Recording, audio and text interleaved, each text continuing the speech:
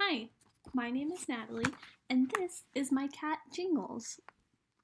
We are doing our project on how do drugs affect us, but specifically, how does alcohol affect the body? So, how does consuming alcohol even work? Well, alcohol blocks chemical signals between neurons, which leads to symptoms that we classify as being intoxicated or being drunk. And these symptoms include impulsivity, slurred speech, poor memory, slow reaction time, slowed reflexes. And so, alcohol is actually absorbed through the lining in the stomach and then into your bloodstream. And then once that alcohol enters the bloodstream, it's diffused into tissues and then, of course, sent throughout the body. And that's how it's able to make its way to the brain. And it actually makes its way to the brain after 5 minutes of consumption. But alcohol's effects begin to show after about 10 minutes of consumption of the alcoholic beverage. The liver begins to process the alcohol after 20 minutes of drinking, and on average, the liver can metabolize 1 ounce of alcohol every hour. So, next we have the stages of alcohol consumption. So, by stages, I mean from your blood alcohol content stages and as they increase. So, at stage one, when you have alcohol in your system, so you have a blood alcohol content, it's going to be euphoria. And so, this is the beginning stages of drinking, of course, and that's when your body's going to start releasing dopamine, so like a pleasurable, feel good feeling and you're going to feel relaxed, but also some impairment that comes along with being drunk or intoxicated. Then at stage two, you are going to hit the blood alcohol content that's above 0.05, and that is going to be linked with depression and memory loss. So your blood and body tissue are going to begin to absorb the extra alcohol, and the euphoria that you were feeling before is going to turn into depression.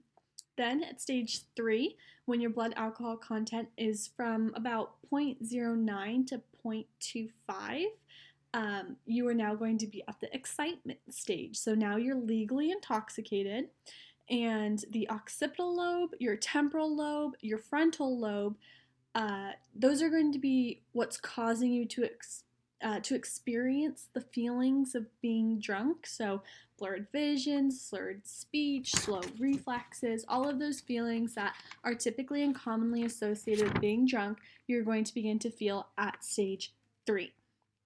So then after stage three, we have stage four, which is a blood alcohol content of 0.18 to zero point 0.3, and that's going to be linked with confusion. And it's also going to be disorientation, and that's because your cerebellum, which helps you with coordination, is going to be impaired.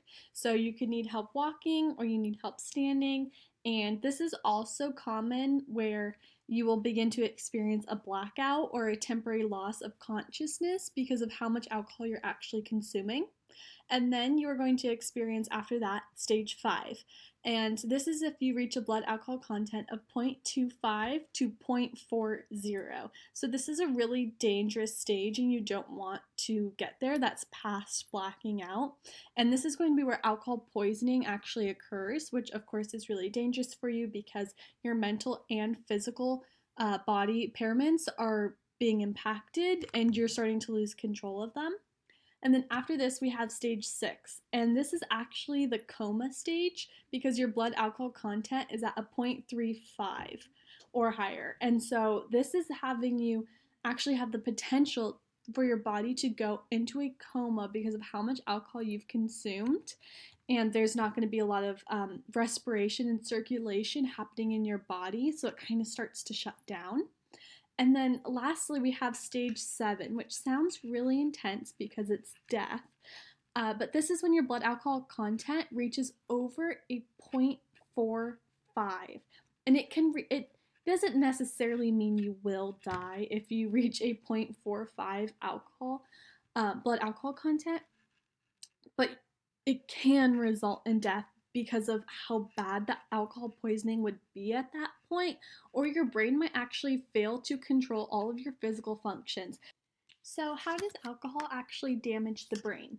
So, neurotoxicity occurs when neurons are overreacting to neurotransmitters for too long. And this can cause the neurons to actually burn out, which it leads to a slowed process of reactions throughout all of your pathways in your brain.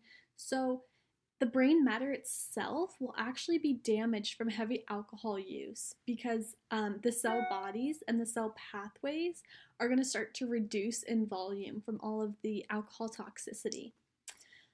Cognitive impairment also occurs from heavy drinking. As one can imagine, there will be problems with verbal issues and learning and how quickly you can process things. Your memory, your attention span, all of that's going to be affected from heavy alcohol usage, especially over time. And it's really important to know that there are differences in the damage to the brain in adults and adolescents. In adolescents, there's much more risk for permanent damage from alcohol than adults because the most impacted areas of the brain from alcohol usage are parts of your brain that are still developing when you're an adolescent. So, such as the hippocampus and the frontal lobe, those are all still developing. And your hippocampus, that is your memory. Connections with other disorders. When a person that's drinking has malnutrition, such as a vitamin B deficiency, the cognitive effects from drinking will become much worse if there's malnutrition involved.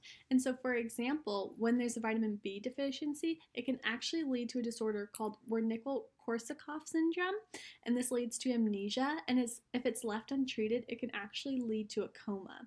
So it's pretty serious and needs to be looked at, especially if someone is an alcoholic or a heavy drinker and they also have a nutrition deficiency.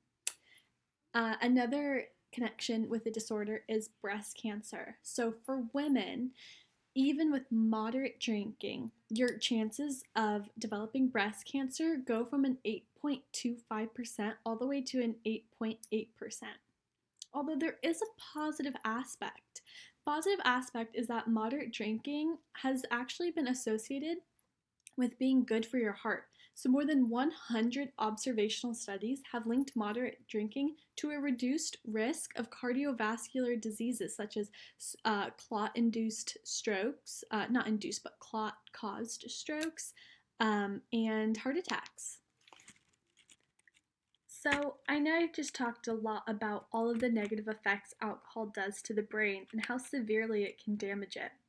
But the good news is that many studies have shown that with abstinence, so getting rid of alcohol completely, becoming sober, with abstinence, a lot of the negative effects and damages that are caused in the brain can actually be reversible.